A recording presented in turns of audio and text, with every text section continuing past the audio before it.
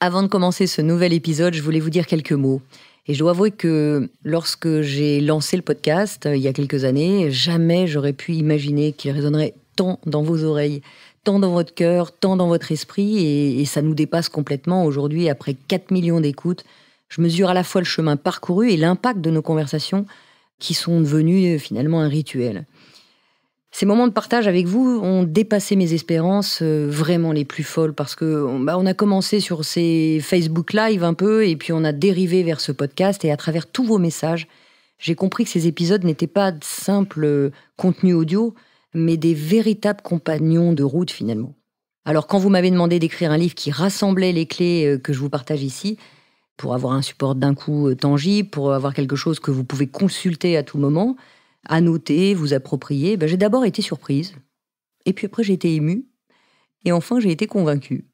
Mais je ne me suis pas arrêtée là. J'avais envie d'aller au-delà de la retranscription des épisodes. J'avais envie de compiler des concepts. J'avais envie aussi d'intégrer tous les enseignements de mes livres. Donc, on a été bien au-delà des podcasts.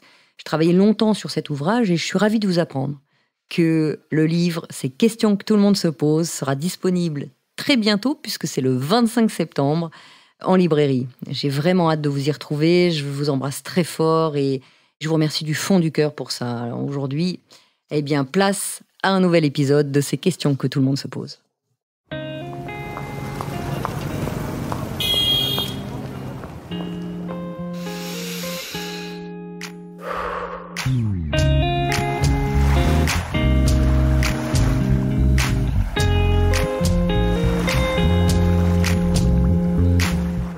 Bonjour, vous écoutez ces questions que tout le monde se pose. Je m'appelle Maud Ankawa, je suis coach, conférencière et également romancière. Mais pas que. Je viens du monde de l'entreprise et notamment de la finance et de la stratégie. Mais le fil rouge de tous mes métiers, c'est ma passion pour les êtres humains et les relations qui nous animent. Alors en fait, j'aspire au bonheur et c'est pour moi un objectif absolu. J'ai soif de partager tout ce que j'ai pu apprendre et tout ce qui m'a précieusement été transmis lors de mes expériences, de mes voyages, de mes lectures, de mes rencontres. Et c'est ce qui m'a poussé à écrire mes 2 premiers romans, Kilomètre Zéro et Respire, le plan est toujours parfait. Et la magie de ces relations humaines ont porté ces 2 romans au rang de best-seller. Et aujourd'hui, je suis ici, à ce micro, avec l'espoir de continuer à échanger avec mes lecteurs et mes auditeurs en toute intimité, de cœur à cœur, sur nos expériences de vie. Un grand merci à vous tous, chers lecteurs et chers auditeurs, de me suivre de plus en plus nombreux dans mes projets. C'est toujours un plaisir de vous retrouver et je reçois de plus en plus de demandes. Tous vos messages d'encouragement me touchent énormément. Je ne peux pas répondre à tout le monde, mais vraiment, je les lis tous les uns après les autres.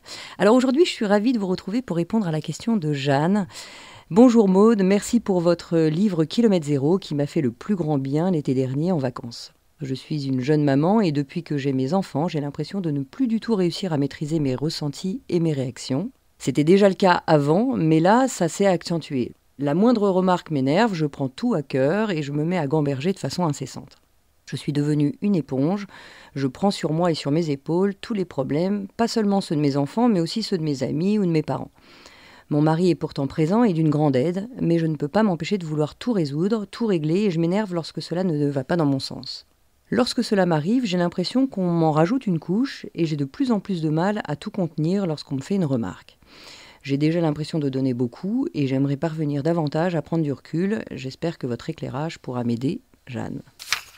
Alors merci Jeanne, merci pour ces questions que tout le monde se pose en fait, parce qu'on a tous des moments, et moi la première, où effectivement on en a un peu trop sur les épaules et on supporte de moins en moins les choses. Donc tu l'as dit déjà dans ta lettre, la première chose peut-être que j'ai envie de partager, c'est d'apprendre à prendre du recul. Alors moi, quand on me disait ça au début, j'avais juste envie d'égorger la personne qui me disait de prendre du recul. C'est tellement facile comme expression, on ne sait pas du tout ce que ça veut dire. Mais calme-toi, prends du recul. Alors évidemment, quand on est énervé, quand on a trop dans son escarcelle et qu'on nous explique qu'il faut prendre du recul, ça devient compliqué. Il y a 2 questions qui m'aident beaucoup dans ces cas-là, que je me pose. Plutôt que de me dire je prends du recul, immédiatement je me pose ces 2 questions qui sont: est-ce que c'est si grave ce qui m'arrive ? Est-ce que la remarque qu'on vient de me faire est si grave ? Première chose, je me pose là-dessus, parce que des fois, c'est juste sur une remarque qu'on peut partir en vrille, parce qu'on en a trop pris, parce que peut-être que cette personne nous a fait des remarques plusieurs fois, et puis qu'on n'a pas su répondre, et qu'on n'a pas osé répondre, ou que c'est resté figé. Eh bien moi je me pose cette question, est-ce que c'est si grave la remarque qu'on vient de me faire, ou est-ce que cette situation est si grave? Et parfois c'est grave, et c'est pour ça qu'on a besoin d'exploser, ou on a besoin de... Parfois c'est grave, mais parfois 9 fois sur 10, c'est pas si grave que ça. Et là, immédiatement, je peux descendre d'un cran et me rendre compte que finalement, si c'est pas si grave, il n'y a peut-être pas de quoi réagir ou surréagir là où moi je suis déjà à fleur de peau. La deuxième question que je me pose, c'est est-ce que ça aura de l'importance dans 1 an ou dans 10 ans? Mais bien souvent, des fois, la semaine d'après, ça n'a plus d'importance. Ou l'année d'après, ça n'a plus d'importance. Et si même on prenait le curseur d'1 an, on se rendrait compte que finalement, il y a tellement de choses qui nous énervent au quotidien, qui n'auront absolument plus d'importance, voire même dont on ne se rappellera même pas dans 1 an, que ça vaut peut-être pas le coup de mettre toute son énergie à ce moment-là et tout son focus sur ce qui vient de nous arriver. Et c'est pas toujours facile parce que, tu le disais, Jeanne, dans ta lettre, tu mettais qu'effectivement, les enfants sont au milieu et puis il y a des moments où l'événement arrive et on se prend tout pleine tête. On n'a pas dit « Attends, stop, je vais me poser les 2 questions que Maud m'a dit et puis je vais voir ce qui se passe ». Non, c'est vrai que des fois, on réagit instinctivement. J'allais dire, acceptons aussi ça. Il y a des moments où on ne peut pas faire pause. Moi-même, je connais par cœur ces 2 questions. Il y a des moments où ça part en vrille parce que on ne peut pas maîtriser à chaque instant. Ça part, et puis par contre, l'avantage de connaître peut-être ces clés, en tout cas moi ça m'aide, c'est peut-être de redescendre un peu plus vite que je ne l'aurais fait si je n'avais pas ces petites clés qui m'aident au quotidien. Donc première peut-être clé que j'ai envie de vous partager, je vais dire apprendre à prendre du recul, mais vous avez bien compris que c'est plus précis que cette expression générale. La deuxième clé que j'aimerais partager avec vous, c'est de développer au maximum le discernement. Qu'est-ce que ça veut dire, développer le discernement? C'est de se poser la question de savoir ce qui dépend de nous.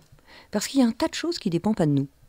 Ça, c'est une erreur, en tout cas que je fais moi aussi, et il y a plein de choses qui ne nous appartiennent pas. Donc, développer le discernement, moi, ça m'a aidé à me rendre compte que y a des choses qui ne m'appartiennent pas. Donc, si, par exemple, quelqu'un veut me faire une remarque, il a tout à fait le droit, ça lui appartient. Mais ce qui m'appartient, c'est de le prendre bien ou de le prendre mal. Pour autant, je peux aussi ne pas accepter d'avoir à parler avec des personnes qui, sans cesse, par exemple, vont m'agresser. Ça m'appartient de rompre avec ces personnes-là. Donc vraiment développer le discernement, c'est se poser la question de savoir qu'est-ce qui dépend de moi, qu'est-ce qui m'appartient et qu'est-ce qui appartient à l'autre. Parce que je me suis rendu compte aussi qu'en voulant aider tout le monde, en voulant prendre tout à ma charge, il y avait une histoire d'ego là-dedans. Alors je sais que là, mon ego n'aime pas trop que je parle de ça, mais il y a une histoire d'ego parce qu'on a l'impression à ce moment-là qu'on est tout puissant et que l'autre ne sait pas faire. Et donc, je vais faire à sa place, je vais l'aider, je vais le sauver. Et quelque part, il n'y a que moi qui peux faire. Ben non. La réalité, c'est qu'on est tous des êtres illimités, en puissance, en raisonnement, et qu'on peut aussi donner la possibilité à l'autre de s'exprimer, à l'autre de faire à notre place, et de faire parfois mieux qu'on l'aurait fait aussi. Donc dans ce côté, on prend tout sur les épaules. Il y a une part, effectivement, de « je prends trop à cœur certaines choses », mais il y a aussi une part de j'ai rempli mon escarcelle de bien trop de choses que je n'avais pas à faire et que j'ai voulu faire parce que je me suis donné ce rôle de le faire. Donc cette deuxième clé qui est de développer le discernement, c'est de prendre ce qui nous appartient, mais aussi de laisser aux autres ce qui leur appartient dans tous les sens du terme. Dans leur critique, dans leur façon d'être, mais aussi dans ce qu'ils pourraient faire et réaliser seuls sans qu'on soit là pour les sauver. La troisième clé que j'aimerais partager avec vous, c'est de plonger en vous. Pour découvrir, en fait, moi j'appelle ça ce qui nous gratte, quand quelqu'un vient me faire une remarque ou quelqu'un a un comportement sans même me parler, mais il y a un truc qui me gratte, ça veut dire que ça me plaît pas. Moi, c'est un laboratoire d'analyse quand je rencontre les gens de me dire tiens, pourquoi ça me gratte alors qu'il m'a même pas parlé ou qu'elle m'a même pas parlé. Il y a un truc dans son comportement qui me gratte. Alors ça, c'est toujours fabuleux parce que à chaque fois que on prend le temps d'aller voir ce qui nous touche chez les autres, eh bien, on est en train de parler d'une partie de nous-mêmes. Et vous pourrez remarquer souvent que ce sont souvent le même type d'attitude qui vous touche. Eh bien simplement parce que ça vient en direct sur nos blessures qui se répètent et finalement on réagit de la même façon à propos des mêmes sujets. Et pourtant, ce sont des événements différents, des personnes différentes. Donc prenez le temps de vous plonger en vous et de comprendre ce qui se passe et qu'est-ce qui fait que ces blessures sont réactivées. Alors évidemment, c'est souvent inconscient, vous allez me dire. Et c'est pour ça que moi, ce qui m'a beaucoup aidé et ce qui m'aide encore, c'est d'identifier nos déclencheurs. Donc là, ça demande d'aller travailler un peu sur notre comportement, sur nos blessures.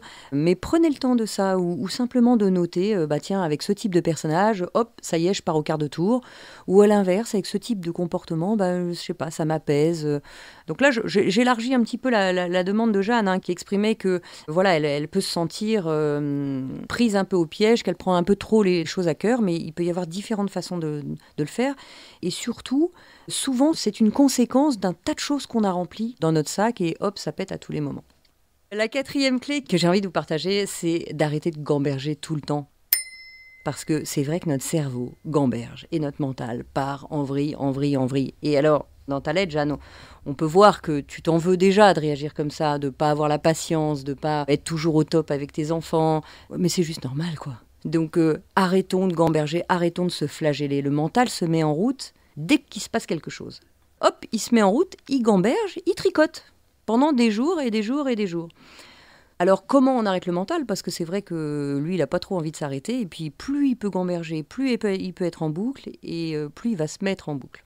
Donc moi, ce qui m'aide, c'est une forme de méditation, même si je n'aime pas trop parler de méditation, parce que là, on a l'impression qu'on part dans un monde de perchés. Et puis ceux qui méditent pas du tout, ils me disent ouais, mais moi j'ai essayé et puis au final, j'y arrive pas. Alors je vais parler de méditation, mais en réalité, c'est simplement de revenir à soi, d'écouter par exemple sa respiration. Et le simple fait de mettre de la conscience sur notre inspire et notre expire fait qu'on ne peut pas en même temps penser à ce qui nous arrive.